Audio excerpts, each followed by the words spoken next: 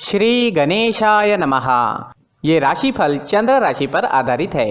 चंद्रमा मन के कारक है।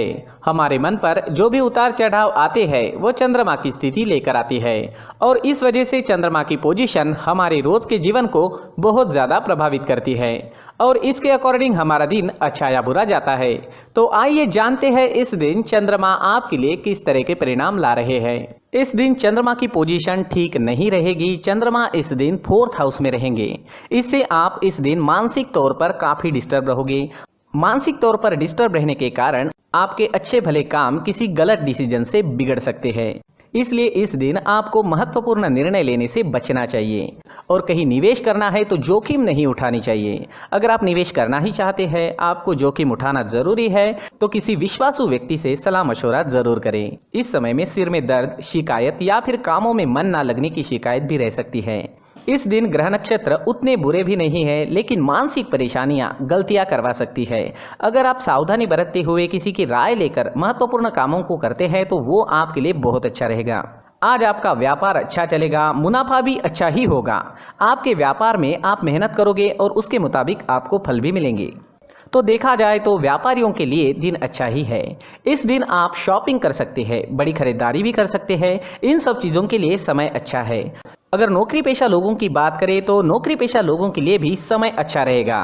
आपके बॉस और आपके सहयोगी आपसे खुश रहेंगे, आपका सहयोग भी करेंगे, लेकिन फिर भी वाद विवाद होने की संभावना बनी हुई है। आपको इस दिन ज़्यादा से ज़्यादा अपने कामों में बिजी रहना है।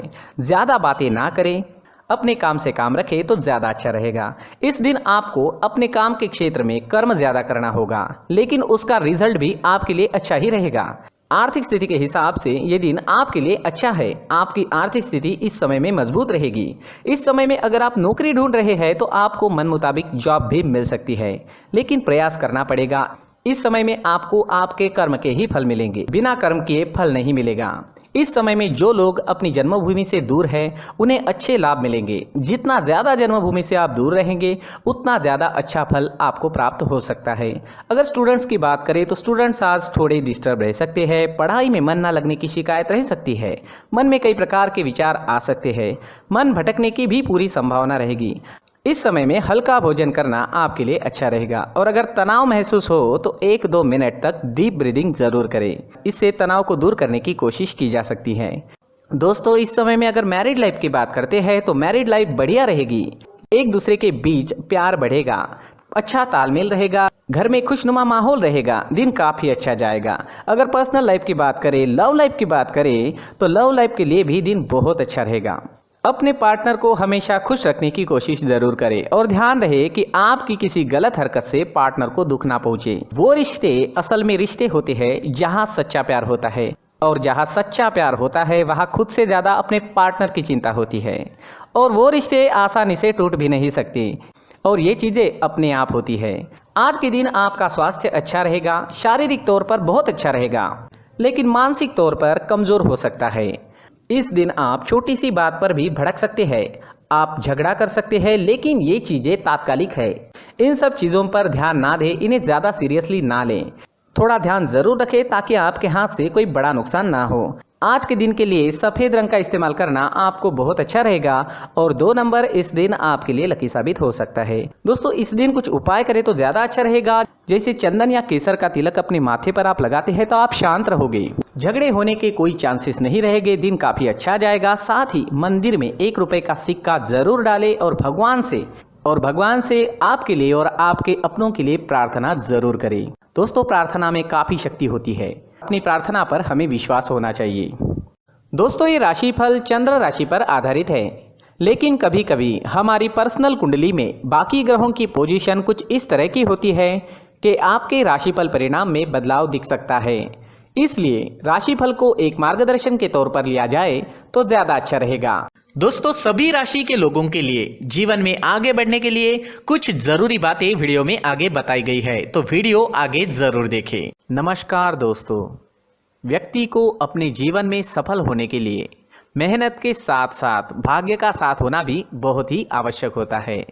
अगर व्यक्ति का भाग्य उसका साथ देता है तो कम मेहनत में ही अधिक सफलता प्राप्त होती है, परंतु कई बार ऐसा देखा गया है कि व्यक्ति के जीवन में कई ऐसी घटनाएं घटित होती है जिसकी वजह से उसको बहुत सारी परेशानियों का सामना करना पड़ता है।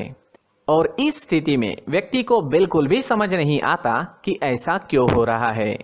दरअसल आपके घर में ही कुछ ऐसी चीजें होती है जो हमारे भाग्य को प्रभावित करती है, हमारे जीवन को प्रभावित करती है। और उन चीज़ों के आसपास होते हुए भी हमें वो चीज़ें नज़र नहीं आती। वह चीज़ें हमारे चारों तरफ एक अजीब सा घेरा बनाकर रखती है, परंतु हम उसको नहीं देख पाते।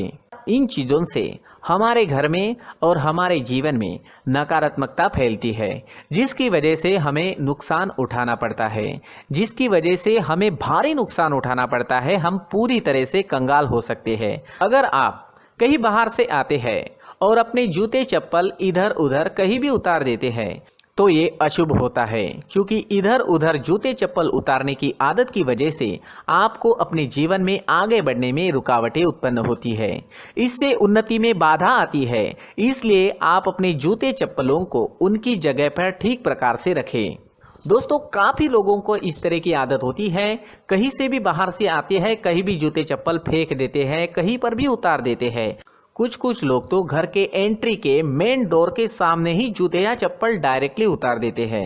ये तो बहुत ही गलत है। साथ ही कुछ लोग जूते चप्पल उल्टे रख देते हैं, उस पर ध्यान नहीं देते। लेकिन इन चीज़ों पर ध्यान देना बहुत ज़रूरी होता है और जूते चप्पल हमारे जीवन को बहुत ज़्यादा प्रभावित करते हैं। दोस्तों, ध्यान रखें, जूते चप्पल हमेशा साफ सुथरे रखें और उनको उनकी जगह पर रखें। उनके लिए एक स्थान बनाएं, उस स्थान पर रखें। अगर कोई व्यवस्था उनके लिए की है तो बहुत ही अच्छी बात है, वहां पर उन्हें रखें, साफ सुथरा रखें। जूते चप्पलों को उनकी जगह पर कुछ इस तरह से रखें कि वो देखने में भी अच्छी लगे। अगर वो चीजें देखने में अच्छी लग रही है तो फिर उनसे निगेटिव एनर्जी उत्पन्न होने की संभावना बिल्कुल भी नहीं रहेगी। तो दोस्तों, इस बात का ध्यान जरूर रखें। साथ ही दोस्तों, एक और बात है जिस पर आपको ध्यान देना बहुत जरूरी होता है। हमारे घर के छत के ऊपर जिन चीज़ों का हमें काम नहीं होता है उन्हें हम घर के छत के ऊपर रख देते हैं। ऐसा करते करते देखेंगे तो घर के छत के ऊपर कबाड़ जमा दिखता है। जी हाँ, जो चीज़ें हमें लगता है आगे जाके हमारे काम में आ सकती है वो हम घर के ऊपर रख देते हैं, लेकिन वो चीज़ें तो काम में नहीं आती। हमारे जीवन पर वो चीज़ें बहुत ही गहरा निगेटिव इफेक्ट डालती है। इसलिए हमारे घर के ऊपर का जो भी एरिया है वो पूरी तरह से साफ सुथरा रखें। जी हाँ, साफ सुथरा रखना है और एक भी बिना काम की चीज हमारे घर के ऊपर नहीं रखनी है।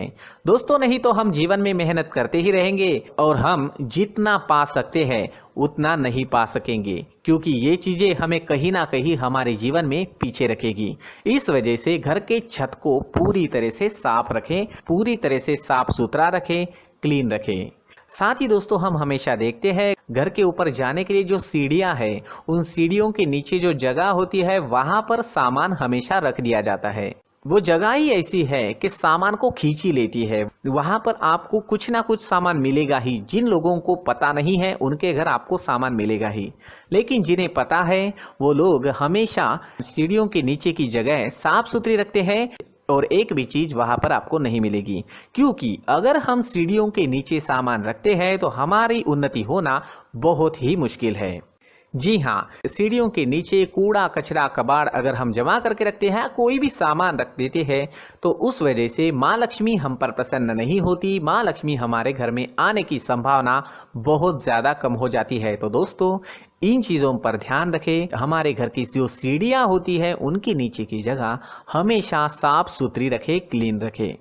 साथ ही दोस्तों, अगर आपके घर में ऐसी कोई चीज मौजूद है जिसका आपको काम नहीं है, जैसे टूटे फूटे बर्तन, आईना, तस्वीरें, इलेक्ट्रॉनिक सामान, सोफा, कुर्सी, टेबल, पलंग, घड़ी, झाड़ू, गमला इत्यादि, तो आप इन सामानों को अपने घर से तुरंत ही बाहर निकाल दीजिए, वरना इससे आपको बहुत बड़ी परेशानी हो सकती है।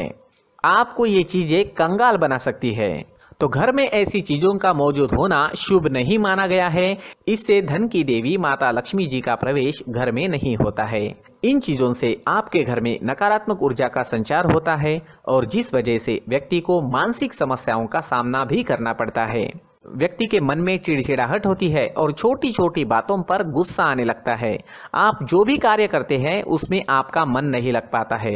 इस व्यक्ति का जीवन घर में मौजूद इन चीज़ों की वजह से अंधकार में डूबने लगता है। इसलिए आपको घर में बिना काम की चीज़ें, कूड़ा कचरा नहीं रखना है।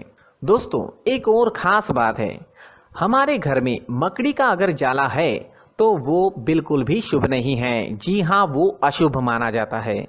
घर में मकड़ी का जाला होना अशुभ है। इससे आपके अच्छे दिन भी बुरे दिनों में बदल सकते हैं, क्योंकि मकड़ी अपना जाल शिकार को फंसाने के लिए बनाती है। और अगर आपके घर में मकड़ी का जाला है तो इससे घर में नकारात्मक ऊर्जा का प्रभाव अधिक बनता है और वास्तुशास्त्र के अनुसार इससे सकारात्मक ऊर्जा का नाश होना शुरू हो जाता है और घर में नकारात्मक ऊर्जा बहुत ज़्यादा बढ़ जाती है। इसलिए आप अपने घर को हमेशा साफ सुथरा रखें। कम से कम 1 महीने में अपने घर के हर कोने की साफ सफाई जरूर करें। दोस्तों, मुख्य द्वार भी हमेशा साफ सुथरा रखें। मुख्य द्वार को हमेशा सजाया जाता है, क्योंकि मुख्य द्वार से ही हमारे घर में लक्ष्मी का प्रवेश होता है। तो मुख्य द्वार को साफ सुथरा रखें और सजा कर रखें तो बहुत अच्छा रहेगा। इससे मानसिक रोग और घर की परेशानियां दूर हो जाएगी, धन की कोई कमी नहीं रहेगी और इसके साथ साथ आय के नए स्रोत भी खुलने लगेंगे। इसी के साथ और कुछ चीज़ें हैं, जैसे टूटी फूटी जो भगवान की मूर्तियां होती है वो हमारे घर में नहीं रखनी चाहिए। साथ ही जो भगवान के पुराने फोटो है जो जमा करके रखे हुए होते हैं, तो दोस्तों वो चीज़ें नहीं रखनी चाहिए। जो भगवान के फोटो या भगवान की मूर्तियाँ जो घर के मंदिर में हैं, बस वहाँ तक सीमित है। अगर आपके घर के शोकेस में भी वो मूर्तियाँ रखी है, कुछ फोटो रखे थे, उन्हें भी साफ करते रहना चाहिए। जिन चीज़ों को हम मेंटेन नहीं कर पाते, साफ नहीं रख पाते, उन चीज़ों को घर से हटा देना ही आपके लिए अच्छा रहेगा। साथ ही दोस्तों, कुछ तस्वीरें हैं, जैसे डूबते नाव की तस्वीर या फिर झगड़े की तस्वीर या फिर कुछ ऐसी तस्वीरें होती है जो देखते ही हमें समझ में आ जाता है कि ये तस्वीर निगेटिविटी दर्शा रही है। इस तरह की तस्वीर भी आपको आपके घर में नहीं रखनी है।